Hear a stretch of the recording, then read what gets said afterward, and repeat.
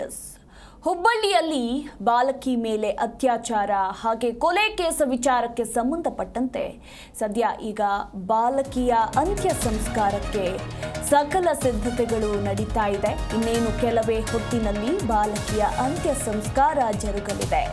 ಇಡೀ ಸಮಾಜವೇ ತಲೆ ತಗ್ಗಿಸುವಂತಹ ಕೆಲಸ ನಡೆದಿರುವಂಥದ್ದು. ಕಾಮುಕನೋರ್ವ 5 ವರ್ಷದ ಪುಟ್ಟ ಬಾಲಕಿಯ ಮೇಲೆ ಎರಗಿ ಕೊಲೆನೇ ಮಾಡಿದ್ದಾನೆ. ಆತನ ಎನ್ಕೌಂಟರ್ ಆಗಿದೆ, ಓಕೆ ಫೈನ್. ಬಟ್ ಇತ್ತ ಪುಟ್ಟ ಕಂದಮ್ಮನನ್ನ ಕಳೆದುಕೊಂಡ ಪೋಷಕರ ಆಕ್ರಂದನ ಮುಗಿಲು ಮುಟ್ಟಿದ್ದು ಇನ್ನೇನು ಕೆಲವೇ ಹೊತ್ತಿನಲ್ಲಿ ಬಾಲಕಿಯ ಅಂತ್ಯ ಸಂಸ್ಕಾರ ಜರುಗಲಿದೆ. ಆ ಒಂದು ದೃಶ್ಯಾವಳಿಗಳನ್ನ ನೋಡ್ತಾ ಇದ್ದೀರಾ. ನೀವು ಕೂಡ ಅದೆಷ್ಟೋ ಕನಸುಗಳನ್ನು ಹೊಂದಿದ್ರು ಆ ಬಾಲಕಿ ಮೇಲೆ.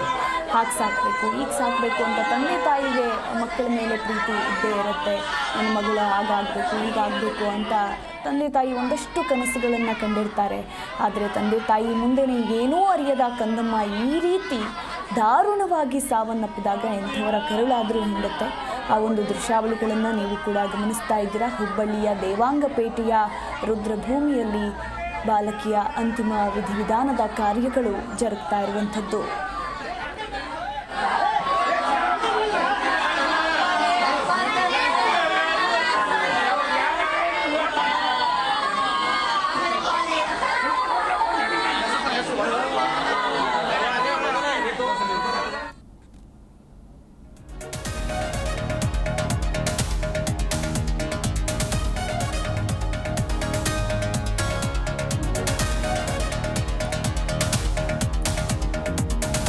ಇನ್ನು ಇದೇ ವಿಚಾರಕ್ಕೆ ಸಂಬಂಧಪಟ್ಟಂತೆ ಕುಟುಂಬಸ್ಥರ ಆಕ್ರಂದನ ಮುಗಿಲು ಮುಟ್ಟಿದೆ.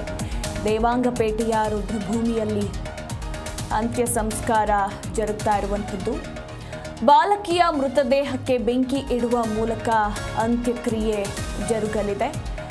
ಇನ್ನೇನು ಅಂತಿಮ ವಿಧಿವಿಧಾನದ ಪೂಜಾ ಕೈಂಕರ್ಯಗಳು ಕೂಡ ನೆರವೇರ್ತಾ ಇದೆ.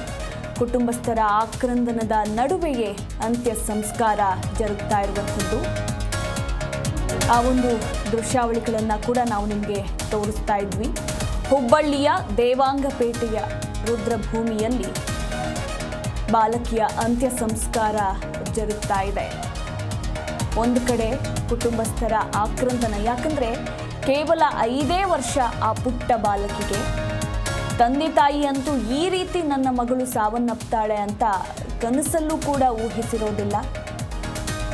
ಆ ರೀತಿ ಪುಟ್ಟ ಬಾಲಕಿ ಸಾವನ್ನಪ್ಪಿದ್ದು ಈಗ ದೇವಾಂಗಪೇಟೆಯ ರುದ್ರಭೂಮಿಯಲ್ಲಿ ಅಂತ್ಯ ಸಂಸ್ಕಾರ ಕೂಡ ಜರುಗ್ತಾ ಇರುವಂಥದ್ದು. ಪೂಜಾ ವಿಧಿವಿಧಾನದ ದೃಶ್ಯಾವಳಿಗಳನ್ನು ಕೂಡ ನಾವು ನಿಮಗೆ ತೋರಿಸ್ತಾ ಇದ್ದೀವಿ. ನೋಡಿ ಆ ತಂದೆಯ ಆಕ್ರಂದನ ಯಾವ ರೀತಿ ಮುಗಿಲು ಮುಟ್ಟಿದೆ ಅಂತ.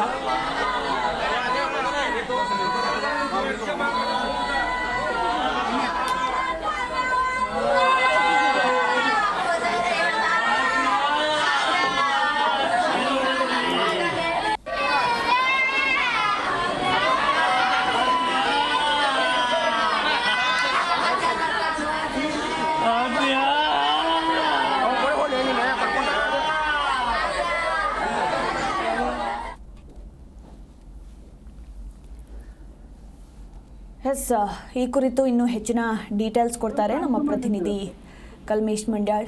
ಕಲ್ಮೇಶ್, ಕುಟುಂಬಸ್ಥರ ಆಕ್ರಂದನ ನಿಜಕ್ಕೂ ಕೂಡ ನೋಡೋದಕ್ಕಾಗ್ತಾ ಇಲ್ಲ. ಬಾಲಕಿಯ ಅಂತ್ಯ ಸಂಸ್ಕಾರ ಕೂಡ ಜರುಗ್ತಾ ಇದೆ. ಈ ಬಗ್ಗೆ ಡೀಟೇಲ್ಸ್.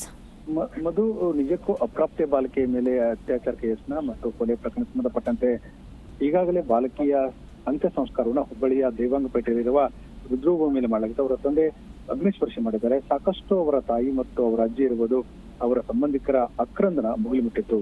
ಒಂದು ಹಂತದಲ್ಲಿ ಬಾಲಕಿಯ ಬಗ್ಗೆ ಅತ್ಯಂತ ಪ್ರೀತಿ ಮತ್ತು ಅಭಿಮಾನವನ್ನು ಹೊಂದಿದ್ದ ಕುಟುಂಬ ಆ ಮೇಲೆ ಬಹಳ ಅಗಾಧವಾದ ಪ್ರೀತಿ ಇಟ್ಕೊಂಡಿದ್ರು. ಯಾಕಂದ್ರೆ ಮನೆಯಲ್ಲಿ ಪ್ರೀತಿನ ಸಾಗಿದಂತ ತನ್ನ ಮೊಮ್ಮಗಳನ್ನ, ಅತ್ಯಂತ ಚಿಕ್ಕ ವಯಸ್ಸಿನ ಮೊಮ್ಮಗಳನ್ನ ನಾವು ಅಂತ್ಯ ಸಂಸ್ಕಾರ ಮಾಡ್ಬೇಕಾಯ್ತಲ್ಲ ಇದೆ ಅಂತ ಹೇಳಿ ಅವರ ಆಕ್ರಂದನ ಸಾಕಷ್ಟು ಹೇಳ್ತಾರೆ. ಇದ್ರ ಜೊತೆಗೆ ಈ ಒಂದು ಅವರ ಮಗುವಿನ ಈ ರೀತಿಯಾದಂತಹ ಕೊಲೆಗೆ ಸಂಬಂಧಪಟ್ಟಂತೆ ಸಹ ಆಕ್ರೋಶವನ್ನ ಸ್ಥಳೀಯ ರುದ್ರಭೂಮಿಯಲ್ಲಿ ಅವರ ಸಂಬಂಧಿಕರು ವ್ಯಕ್ತಪಡಿಸಿದ್ರು. ಇನ್ನೊಂದು ಕುರಿತಂತೆ ಬೇರೆ ಬೇರೆಯ ಸಾಮಾಜಿಕ ಸೇವಕರು, ದಾನಿಗಳು ಇರ್ಬೋದು ಮತ್ತು ಕುಟುಂಬದ ಸದಸ್ಯರಿಗೆ ಸಾಂತ್ವನ ಹೇಳಿ ಕೆಲವು ಆರ್ಥಿಕವಾಗಿ ಸಹಾಯ ಮಾಡಿದಂತ ಪ್ರಸಂಗ ಘಟನೆ ನಡೆದಿದೆ. ಈಗಾಗಲೇ ಆ ಒಂದು ಏನು ಫೋಟೋ ಅತ್ಯಾಚಾರ ಎಸಗಿದ ಆರೋಪಿಯ ಬಗ್ಗೆ ಮಾಹಿತಿ ಲಭ್ಯ ಆಗ್ತಿಲ್ಲ ಮತ್ತು ಪ್ರಾಥಮಿಕ ವರದಿಯನ್ನ ನಾವು ನೋಡಿದಾಗ ಅತ್ಯಾಚಾರಕ್ಕೆ ಯತ್ನ ಮಾಡಲಾಗಿದೆ ಎಂಬ ಮಾಹಿತಿ ಲಭ್ಯ ಆಗ್ತದೆ. ಇನ್ನಷ್ಟೇ ಮಾಹಿತಿ ಅಧಿಕೃತವಾಗಿ ಹುಬ್ಬಳ್ಳಿ KMCRIನ ನಿರ್ದೇಶಕ ಡಾಕ್ಟರ್ ಎಸ್ ಎಫ್ ಕುಮಾರ್ ಬಿಡುಗಡೆ ಮಾಡಬೇಕಾಗಿದೆ. ಬೆಲ್ಟನ್ ಹೆಲ್ಪ್ ರಿಟರ್ನ್ ಮಾಡ್ತಾರೆ ಅಥವಾ ಮಾಹಿತಿಯನ್ನು ಕೊಡ್ತಾರ ಬಗ್ಗೆ ನಾವು ಕಾಯ್ತಾ ಇದ್ದೇವೆ ಎಂಬುದು. ಅಂದ್ರೆ ಮರಣೋತ್ತರ ಪರೀಕ್ಷೆ ಬರೋದು ಇನ್ನು ರಿಪೋರ್ಟ್ ಬರೋದು ಎಷ್ಟೊತ್ತಾಗುತ್ತೆ ಅನ್ನೋದ್ರ ಕುರಿತಾಗಿ ಏನಾದರೂ ಡೀಟೇಲ್ಸ್ ಇದೆಯಾ ಕಲ್ಮೇಶ್? ಇಬ್ಬರದ್ದು, ಬಾಲಕಿದು ಮತ್ತು ಆರೋಪಿದು. ಆರೋಪಿದು ಇನ್ನು ಒಂದು ಸಂಜೆ ತನ ಆ ಒಂದು ಮಾಹಿತಿಯನ್ನ ಕೊಡ್ತಾರೆ ಅನ್ನೋ ಬಗ್ಗೆ ಪ್ರಾಥಮಿಕ ಮಾಹಿತಿಯನ್ನ, ಬಾಲಕಿದು ಸಹ 1 ಗಂಟೆ ಅಥವಾ 2 ಗಂಟೆಯಲ್ಲಿ ಅಧಿಕೃತವಾಗಿ ಹುಬ್ಬಳ್ಳಿಯ KMCRIನ ಆಸ್ಪತ್ರೆಯ ನಿರ್ದೇಶಕ ಡಾಕ್ಟರ್ ಎಸ್ ಎಫ್ ಕುಮಾರ್ ಅವರು ಮಾಹಿತಿ ಕೊಡ್ತಾರೆ ಅನ್ನೋ ಮಾಹಿತಿಯನ್ನು ಕೊಟ್ಟಿದ್ದಾರೆ. ಮತ್ತು ಈಗ ಒಂದು ಮೂಲ ಪ್ರಕಾರ ಅವರ ಮೇಲೆ ಅತ್ಯಾಚಾರ ಆಗಿದೆ ಎಂಬುದನ್ನು ಹೇಳ್ತಾ ಇದ್ದಾರೆ, ಆದ್ರೆ ದೃಢ ಆಗಿಲ್ಲ. ಯಾಕಂದ್ರೆ ಅದನ್ನ ಅಧಿಕೃತವಾಗಿ ಅಲ್ಲಿಯ ನಿರ್ದೇಶಕರು ಹೇಳ್ಬೇಕಾಗ್ತದೆ. ಯಾವ ರೀತಿಯಾಗಿ ಆತ ಪುಸಲಾಯಿಸಿದ ಆ ಬಾಲಕಿಯನ್ನೇ ಚಾಕ್ಲೇಟ್ ಕೊಡ್ಲಿಕ್ಕೆ ಆಕೆಗೆ ಬಲಾತ್ಕಾರವಾಗಿ ಎತ್ಕೊಂಡು ಹೋಗತಕ್ಕಂಥ ದೃಶ್ಯಗಳನ್ನ ಆಧರಿಸಿ ಒಂದು ಆತನ ವರದಿಯನ್ನ ಪೊಲೀಸ್ ಕಮಿಷನರ್ ಹಾಕಿದ್ದಾರೆ. ಯಾಕಂದ್ರೆ ಇದು ಆತನ ಆ ಬಾಲಕಿಯ ಅತ್ಯಾಚಾರ ಮಾಡ್ಲಿಕ್ಕೆ ಬಂದಿದ್ದ ಬಗ್ಗೆ ಒಂದು ವರದಿ ಈಗಾಗಲೇ ದಾಖಲಾಗಿದೆ. ಆ ವರದಿ ನಂತರ ಆ ಬಾಲಕಿಯ ಮೇಲೆ ಅತ್ಯಾಚಾರ ಮಾಡಿದ್ದನ ಇಲ್ಲೋ ಅನ್ನೋ ಬಗ್ಗೆ ಸಹ ಸಾಕಷ್ಟು ಸಾಕ್ಷ್ಯಾಧಾರ ಪುರಾವೆಗಳನ್ನ ತೆಗೆದುಕೊಂಡು ವರದಿ ಆಧರಿಸಿ ನೋಡ್ಬೇಕಾಗಿದೆ ಏನಾಗಿದೆ ಅನ್ನೋದು. ಎಸ್, ಥ್ಯಾಂಕ್ ಯು ಕಲ್ಮೇಶ್ ನಿಮ್ಮೆಲ್ಲ ಮಾಹಿತಿಗಾಗಿ.